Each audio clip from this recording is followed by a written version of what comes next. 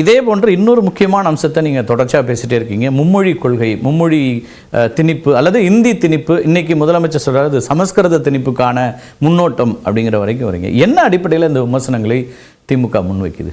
இப்ப இன்னைக்கு நமக்கு ஒரு குரல் இருக்கிறது நாடாளுமன்றத்தில்.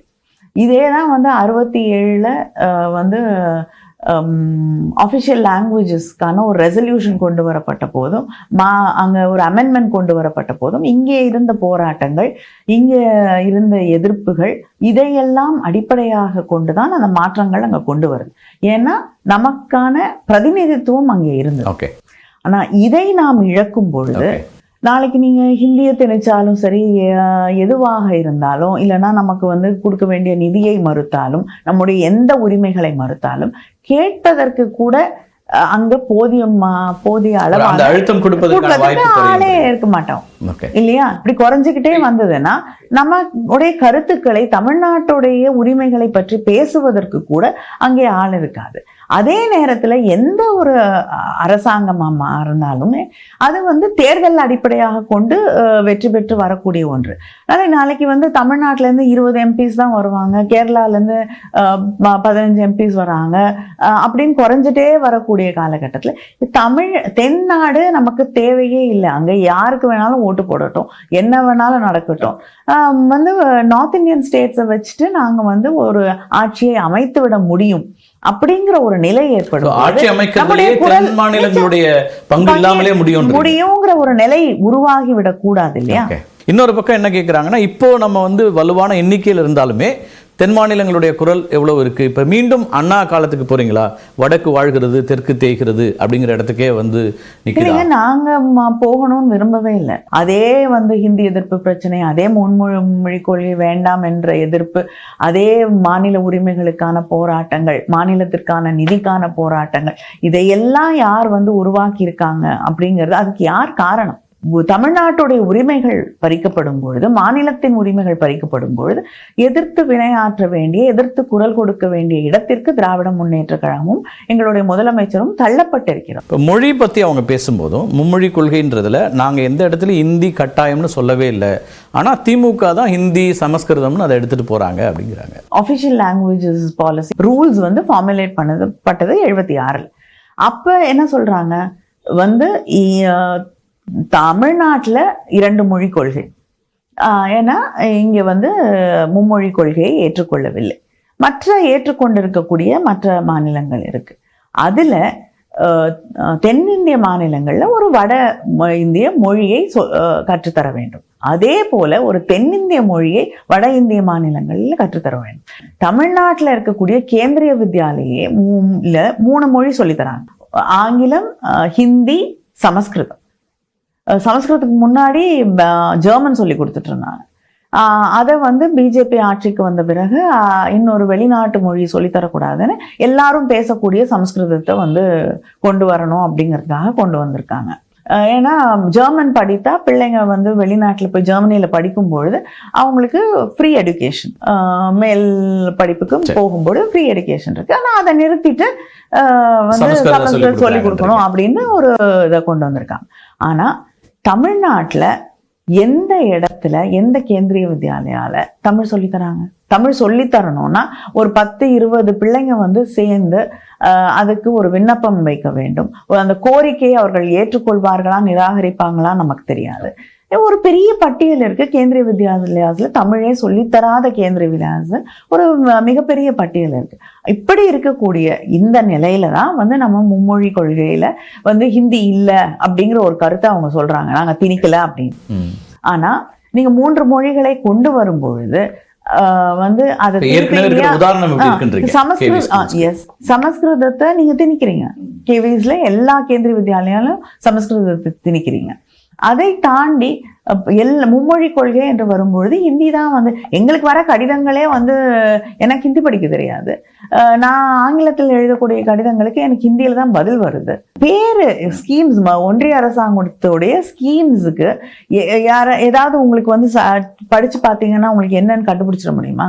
அதுக்கு யாரையாவது தேடி அது என்ன அப்படின்னு அர்த்தத்தை கண்டுபிடிச்சுதான் நம்ம அந்த ஸ்கீமை கண்டுபிடிச்சிக்க முடியும். ஸோ எல்லா விதத்திலையும் மொழியை திணிச்சிட்டு இருக்கவங்க, ஒண்ணு அது ஹிந்தியில இருக்கு இல்ல சம்ஸ்கிருதத்துல இருக்கு. லாஸ் கூட, சட்டங்கள் கூட வந்து மொழி மாற்றம் செய்யப்பட்டிருக்கு. அப்படிப்பட்ட ஒரு சூழல்ல இவங்க ஹிந்தியை திணிக்க மாட்டாங்க பள்ளிக்கூடத்துல அப்படிங்கிறது எந்த வித நம்பிக்கையும் தருவதாக இல்லை. 22 அலுவல் மொழிகள் இருந்தாலும் ஹிந்தி தான் அலுவல் மொழியாக கிட்டத்தட்ட ட்ரீட் பண்றாங்கன்றீங்க. அவங்க ஆஃபிஷியல் லாங்குவேஜா எடுத்துட்டு இருக்கிறது ரெண்டு இங்கிலீஷ் இது. ஆனா இன்னைக்கு இங்கிலீஷே வந்து இவங்க ஆங்கிலத்தை இவங்க கணக்கிலேயே எடுத்துக்கிறது கிடையாது. பள்ளிக்கூடங்கள்ல வந்து மும்மொழி படிக்க வேண்டும் என்ற என்ன கட்டாயம் இருக்கு.